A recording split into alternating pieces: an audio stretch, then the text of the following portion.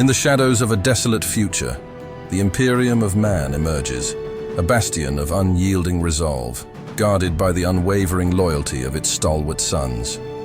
From the savage cradle of antiquity, there arose the first Space Marine chapter, bathed in the golden light of Inception, handcrafted by the divine hand of the Emperor of Mankind himself. Within their blood beat the pulse of the Lion, a legend made flesh, a paragon of leadership imbued with the very essence of strategic genius and martial mastery. Woven from threads of steel and starlight, he stood at the forefront, a figure both awe-inspiring and resolute. His gene seed was a living testament to the loyal spirit of the First Space Marine Legion, an unyielding dedication in the face of an unforgiving universe, standing tall as the Sons of the Lion. In their ranks, the legacy of 1,000 battles echoed, a symbol of valor that resounded through the eons, a beacon of hope that pierced the darkness of the 41st millennium. They scourged the galaxy in the name of the Emperor and bore the honorable title of the Dark Angels. The Dark Angels marked their inaugural clash during the Unification Wars, a first for all Astartes. They swiftly earned a reputation, a moniker that whispered through the ranks of the Emperor's diverse legions, the uncrowned princes. As they strode onto the battlefield, they were not just soldiers, but the vanguard of unity, bearing an air of regal conceit. Initially, they fought in scattered pockets within the heart of the Emperor's own forces, their presence a catalyst for both cohesion and hubris among the fledgling Space Marines. They charted the path for the Astartes brotherhood that would come after them.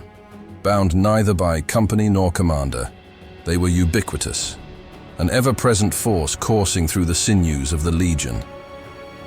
The First Legion emerged as the embodiment of death itself, casting a long, ominous shadow over the battlefield.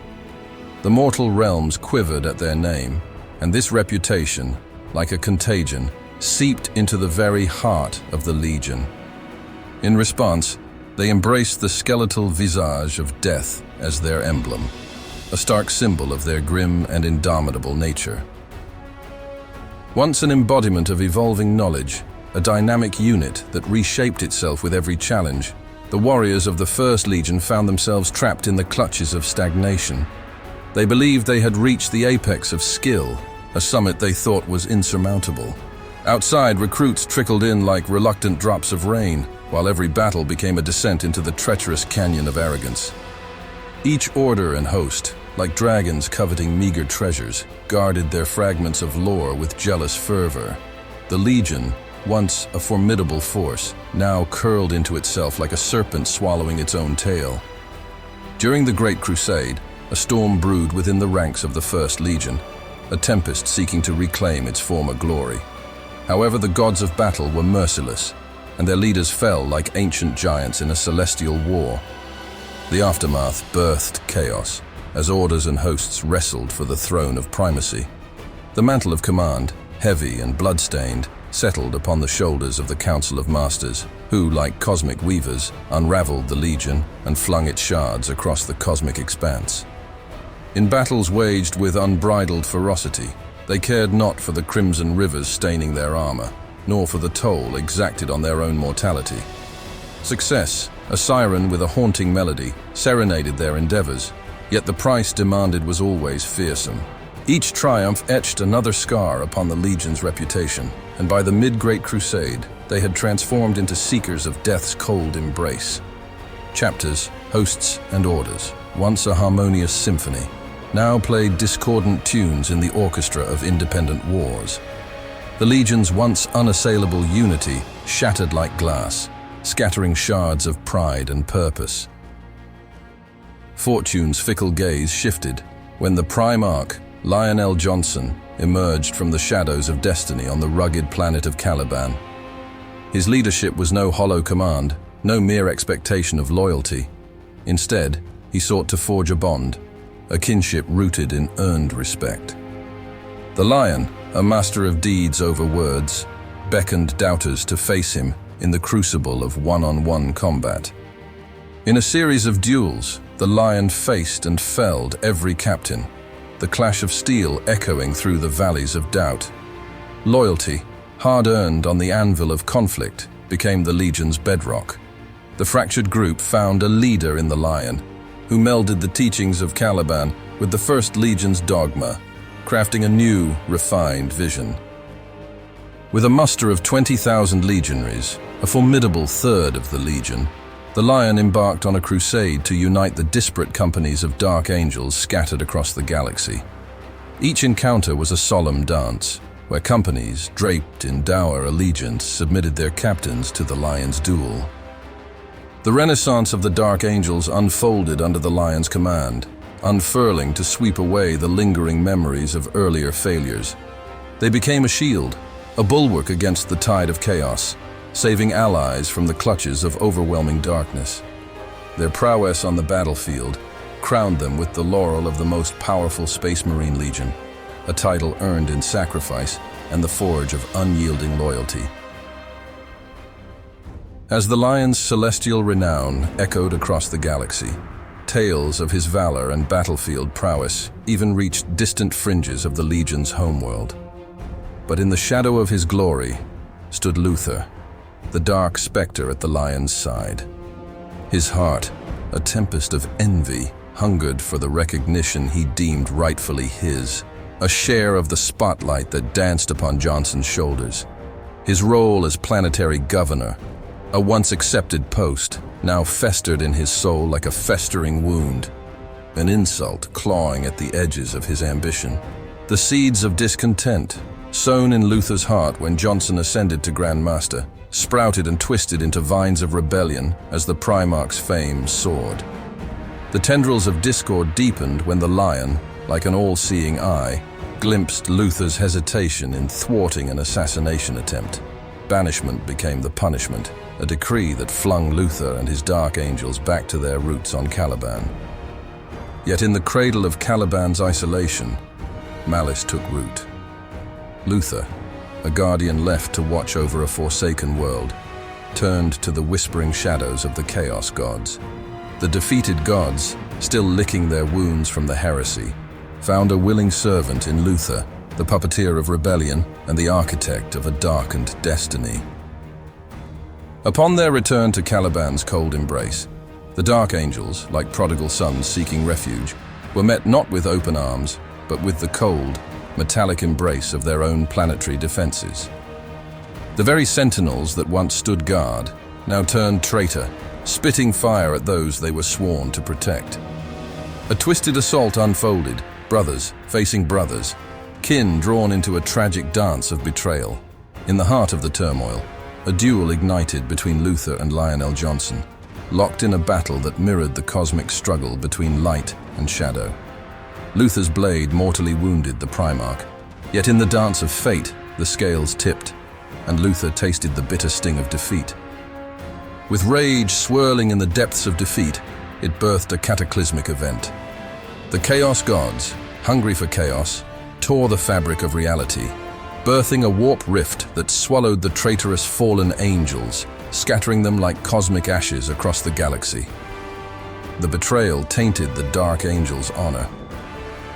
Within the hallowed halls of the Legion, this stain was a whispered secret, shared only among the elite veterans. The chapter, like a vigilant guardian, wielded its silence as a weapon, a cloak to shield the truth from the prying eyes of the Imperium. But the shadows concealed a deeper secret, a truth known only to the highest echelons. Luther, the architect of betrayal, lingered in the shadows of insanity, confined to a stasis cell buried deep within the rock. The Lion, a dormant guardian, slept in the most sacred chamber, his presence known only to the enigmatic watchers in the dark and the Emperor himself. A prelude to a day when the Lion would rise, leading his chapter on a crusade that eclipsed even the echoes of their celebrated past. During the battle to retake Caliban, merciless bombardment rained upon the planet, a symphony of destruction that shattered its very core, tearing it asunder until only an asteroid field remained. Amidst the debris, the largest fragment endured, a colossal testament to survival. Its innards carved out to birth an ark, a gargantuan monastery drifting through the cosmic sea. Officially dubbed the Tower of Angels, it earned a more intimate moniker, the Rock. Fitted with warp engines, it became a vessel for the Dark Angels, hurtling through the immaterium. The Rock, a fortress forged from the ashes of Betrayal, became the clandestine citadel for the Dark Angels' secret crusade. Their greatest shame, the tale of treachery by the Fallen, etched in their legacy and lingered like a stain. The inaugural chapter master of the reborn Dark Angels declared forgiveness an elusive dream, until every Fallen had been hunted. A relentless quest unfolded through the corridors of space chasing redemption. Unlike other chapters, the Dark Angels bear the indelible marks of a tumultuous past, a legacy that sets them apart in the Imperium. They were a monastery of fervent devotion, swallowed by the cadence of worship and the whispered pleas of prayer.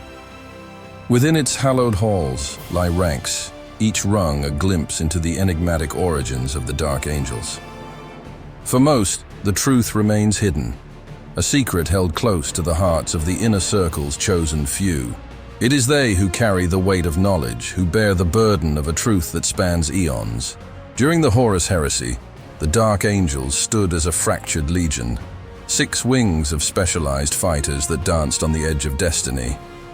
The Death Wings, cloaked in the shadows of death, and the Raven Wings, streaking through the void like avenging spirits, were among the most singular.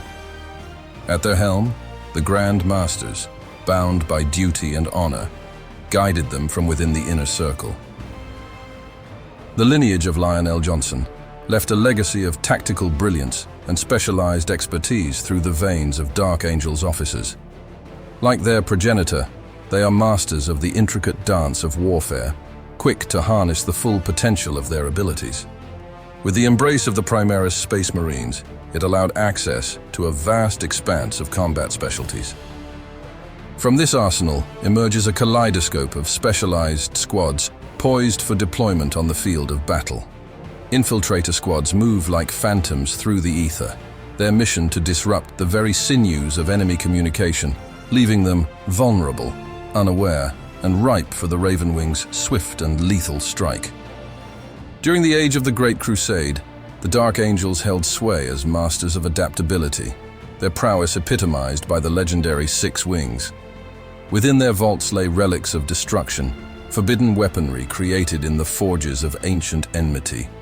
Their fleet, a cosmic armada of Gloriana-class battleships, rivaling even the grandest of the Space Marine legions, sailed through the void, bearing the weight of history and the promise of conquest. The Dark Angels, enigmatic and burdened by a shadowed past, stand as a paradox within the Imperium of man. Veiled in secrecy, haunted by the ancient betrayal of their Primarch Lionel Johnson, and driven by an unrelenting quest for redemption, the Dark Angels embody a complex narrative that blends loyalty, honor, and the inexorable weight of their own hidden sins. As the Unforgiven, they navigate the grim darkness of the far future, with an unwavering determination to cleanse themselves of the stain of treachery, leaving the true nature of their allegiance and motives shrouded in mystery, and a destiny intertwined with both salvation and damnation. This concludes today's chapter from the archives. Please like and subscribe if you want more. Leave a comment on which chapter we should reveal from the archives next.